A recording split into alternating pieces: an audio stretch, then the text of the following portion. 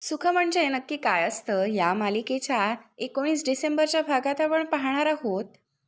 गावात सगळे शेकोटी करून बसलेले असतात. नित्या शेकोटीकडे जाते तेव्हा अचानक नित्याच्या चारही बाजूने आग लागते. ते बघून गावातील सर्वजण घाबरून जातात. तर आधिराजची बहीण म्हणते, दादा पण नाही वाचवू शकला हिला. त्याला आगीची भीती वाटते.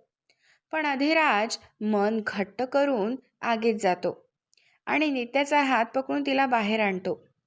तेव्हा दोघांच्याही हातावरच्या जन्मखुणा एकसारख्या असल्याच्या दिसतात.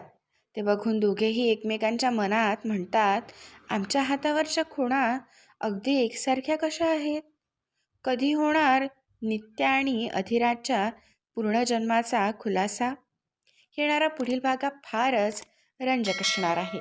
त्यामुळे असेच अपडेट्स सगळ्यात आधी बघण्यासाठी आत्ताच आपल्या यूट्यूब चॅनलला सबस्क्राईब करा.